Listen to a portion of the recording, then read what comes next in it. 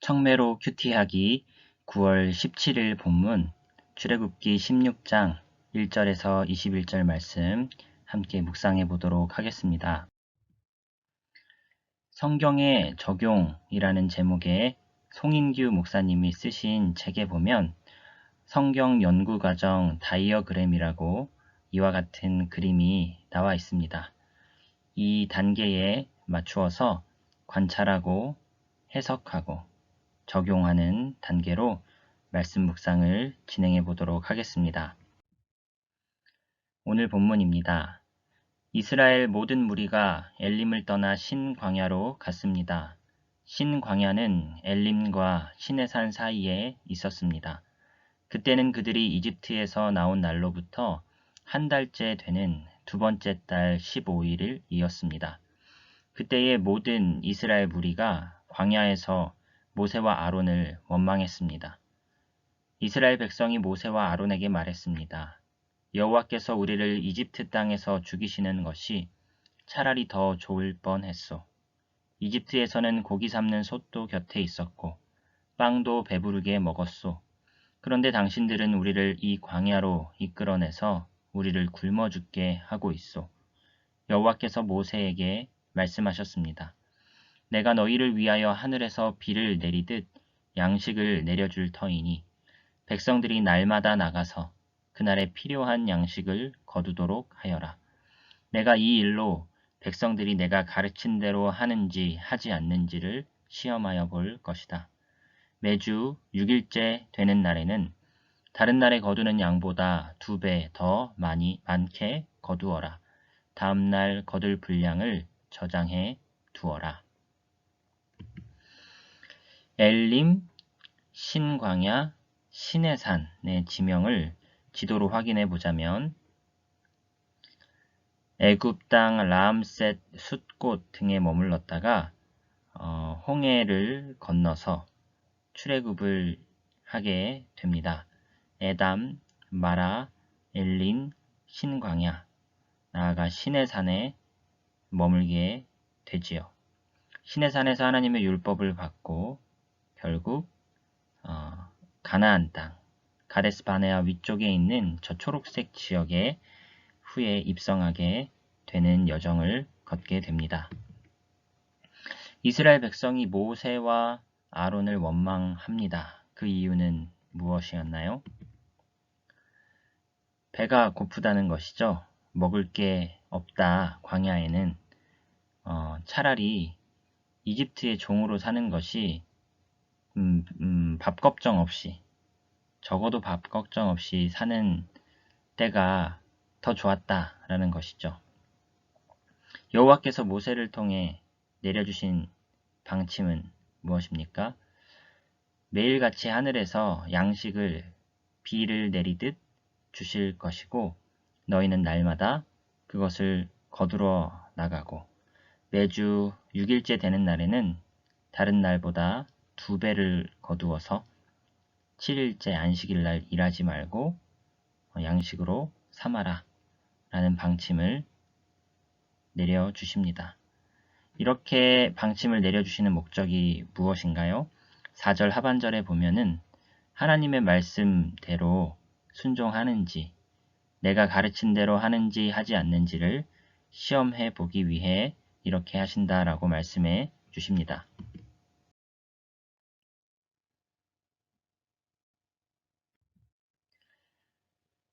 다음 부분입니다. 모세와 아론이 모든 이스라엘 백성에게 말했습니다. 저녁이 되면 여러분은 여호와께서 여러분을 이집트에서 인도해 내신 분이라는 것을 알게 될 것이요.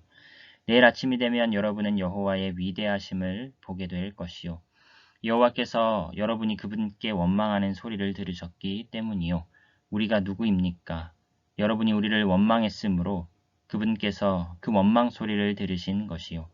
모세가 또 말했습니다. 매일 저녁 여호와께서 여러분에게 고기를 양식으로 주실 것이요. 그리고 매일 아침 여러분이 배부를 만큼 빵을 주실 것이요. 여호와께서 이 일을 하시는 것은 여러분이 우리를 원망하는 소리를 들으셨기 때문이요. 우리가 누구입니까? 여러분은 아론과 나를 원망한 것이 아니라 여호와를 원망한 것이요. 그리고 나서 모세가 아론에게 말했습니다. 이스라엘 모든 무리에게 이렇게 말하십시오. 여호와께서 여러분의 원망을 들으셨으니 여호와를 만나러 나아오시오. 표현들이 많이 반복되고 있다는 것을 알 수 있는데 반복어를 찾아보자면 우리가 누구입니까? 우리가 누구입니까? 원망하는 소리, 원망하는 소리, 원망을 들으셨으니. 여러분은 아론과 나를 원망하는 것이 아니라 여호와를 원망하는 것이다. 모세는 이 사건을 이렇게 해석하고 있습니다. 다음 대목입니다. 그러자 아론이 이스라엘 모든 무리에게 말했습니다.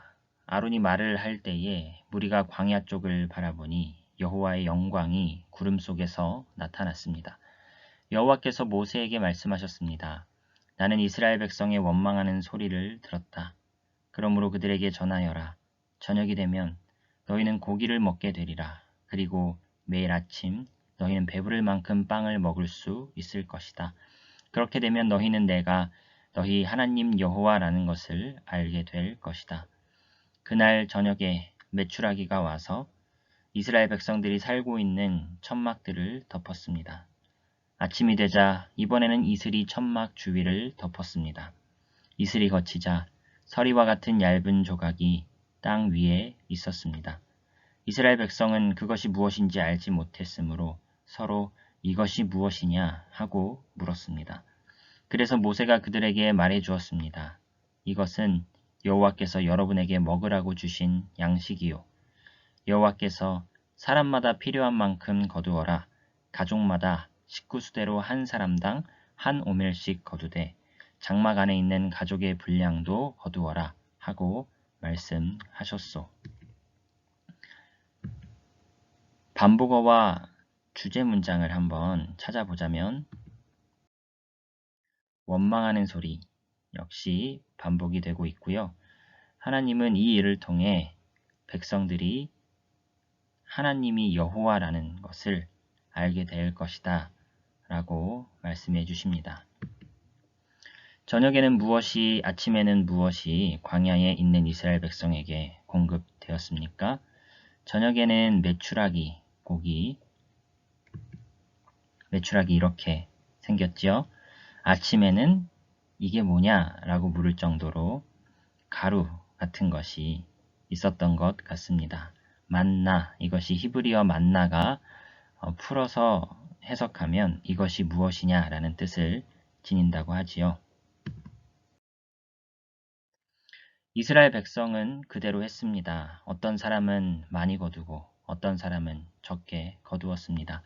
사람마다 자기가 거둔 것을 달아보니 많이 거둔 사람도 남지 않았고 적게 거둔 사람도 모자라지 않았습니다. 사람마다 각기 필요한 만큼 거두었습니다.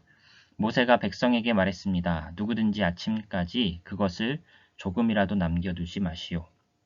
하지만 어떤 사람들은 모세의 말을 듣지 않았습니다. 그 사람들은 다음날 아침에 먹을 것을 따로 남겨두었습니다. 그러나 그것은 벌레가 먹어서 썩기 시작했습니다. 모세는 그 사람들에게 화를 냈습니다. 아침마다 사람들은 각기 필요한 만큼 음식을 거두었습니다. 하지만 해가 높이 떠서 뜨거워지면 그것이 녹아 버렸습니다.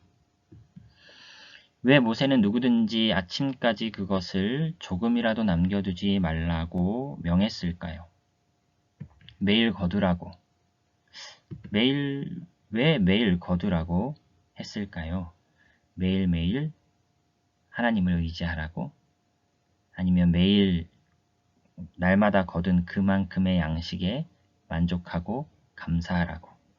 일용할 양식을 간구하고 그 일용할 양식이 주어지면 만족하라고. 그렇게 의도를 갖고 이런 명령을 하신 것이 아닌가 생각됩니다. 해석 단계입니다. 앞선 관찰 부분에서 했던 질문 중에 주요한 질문들을 중심으로 핵심 메시지를 찾는 것이 해석의 목표이고 과정입니다. 하나님은 어떤 분이시라고 말할 수 있을까요? 원망을 들으시는 분, 광야에서도 이스라엘을 먹이시는 분. 나 또는 우리에게 주시는 교훈은 무엇일까요? 원망하지 말자. 하나님을 신뢰하자. 핵심 메시지의 내용을 바탕으로 오늘 우리의 상황에 어떻게 적용하면 좋을지 4가지 틀로 한번 정리해 보겠습니다. 본문의 배경 및 상황은 이스라엘 백성이 출애굽 후 엘림을 떠나 신광야에 이르렀을 때 배가 고프다며 하나님을 원망합니다. 오늘의 핵심 메시지는 이렇게 정리해 봤는데요. 여호와가 어떤 분이라는 것을 보여주시겠다는 것이죠. 하나님은 자신이 어떤 분이라는 것을 보여주시는 분입니다. 우리의 상황은 어떠한가요? 나의 상황 개인적으로 한번 생각해 보시고 저는 이렇게 적어 보았습니다. 구원의 감격보다 현실적인 일로 걱정이 많고 마음이 불안함. 그렇다면 오늘의 메시지를 어떻게 적용하면 좋을까요? 하나님께 상황을 아뢰라, 기도하라, 하나님을 신뢰하라, 여호와를 알게 될 것이다. 기도로 큐티를 마치도록 하겠습니다. 살아계신 하나님 아버지, 우리를 구원해 주신 하나님을 기억하며 현실적인 어려움 가운데서도 주님을 신뢰하고 하나님이 주신 말씀에 믿음으로 순종하여 나아가는 우리의 삶이 될 수 있도록 주님 붙드시고 인도하여 주옵소서. 감사드리며 이 모든 말씀 우리 주 예수 그리스도의 이름으로 기도드립니다. 아멘. 수고하셨습니다.